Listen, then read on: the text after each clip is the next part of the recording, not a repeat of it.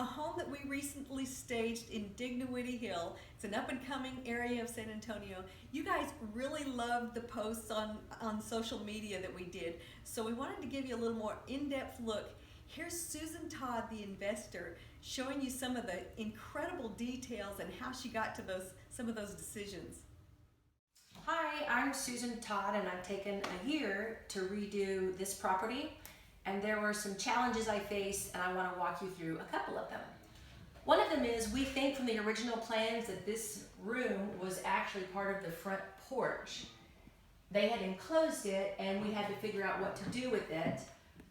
It's so well lit, there's so much light. I can see a piano, or I can see an artist painting here, or just the guy who gets to wait while his date is getting ready and they're going to the high school prom.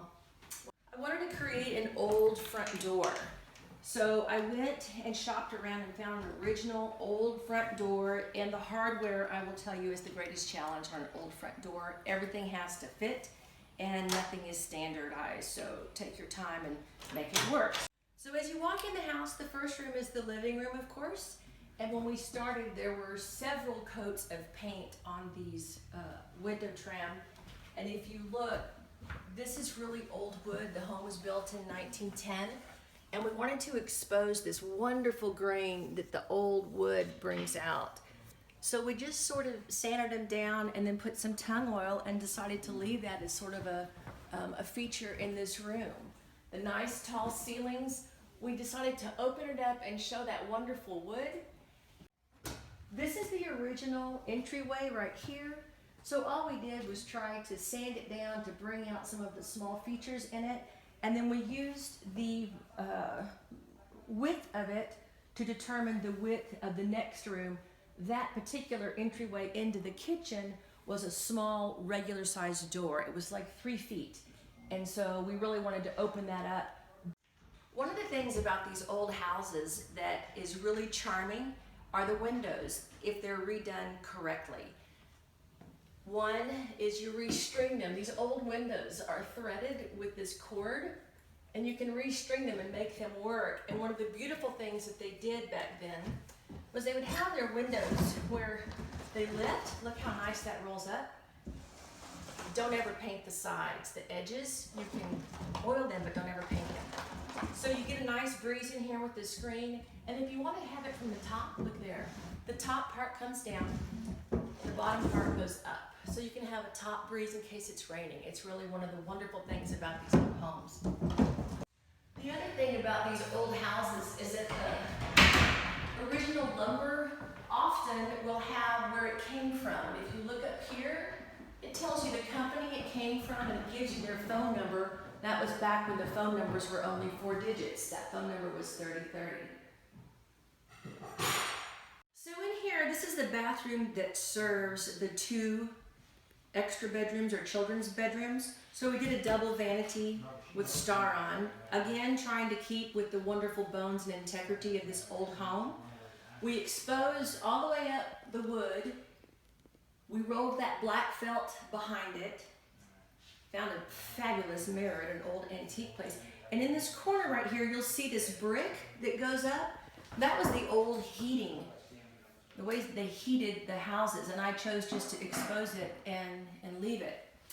And then here, this is the original tub, and these little details are pretty important. So all we did here was just have someone come in and sand it down and recoat it. So now you're in my personal favorite room. At the top, you'll notice I did a combination in this room. We have sheetrock all the way to the top on this wall. Helps with the insulation and noise, and then the exposed wood, not matching over here because that's part of the character of the home. When they did things, they didn't always have to match. They just needed the wood up on the wall, and I think it's an interesting touch. And again, in all these rooms, that second piece of smaller molding that you see, I hung it upside down so it creates a little break between the molding and the wall. And that gives you a place like the old-fashioned picture hangers where you can hang without having to put holes in your wall. So here's the entryway into our master suite. And part of trying to make your home different and appreciate the history of it is leaving as much of the original boards as you can. So right behind, if you turn around above the door, those are some of the original, we'll call them shiplap, although they're not exactly shiplap, but they just made this area look more interesting. And so I chose to leave them there and just put some molding around them to frame them up, kind of like a little piece of art. So come on in. So here's the master suite, and one of the great things about this room, again, are all the wonderful windows that you have, and just leaving them sanded down and show that natural wood. It's just beautiful. And again, leaving 4 boards at the top that adds interest, a little bit of shellac over the top, and the sheetrock on the sides for insulation and soundproofing.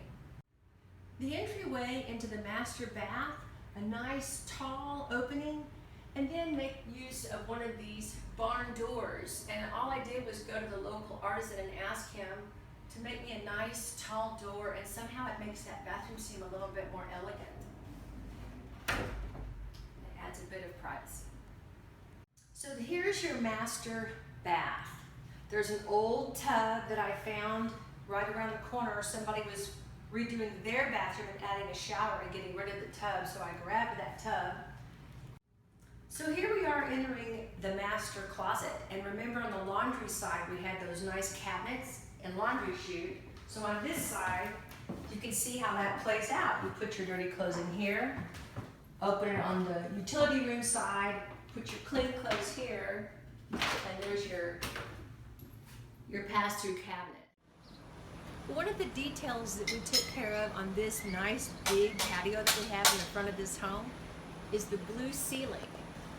That blue ceiling from a long, long time ago, they say it helps ward off the wasps and the bees and the things that like to nest up in your porch. That might be something you want to consider on your porch. No matter what color you paint your house, try that blue ceiling on your patio. Now that it's time to find a good buyer for this property, I can't tell you how important the staging has been. This property, this home would not look the same or feel the same if you walked in and it was just 3 empty rooms. Having it staged, it brings you the vision of what it could be like with your family here, and a lovely way to set it up. I used By Design here in San Antonio, and I could tell you that they are wonderful, they're affordable, they showed up on time and exceeded all of my expectations, so I highly recommend them. So now it's time to say goodbye. Thank you. Enjoy spending time with you, and don't forget, stage your home. It will make a big difference in how it appears to those that walk in for the first time to see your hard work. Show your house lots of love and lots of respect. Bye.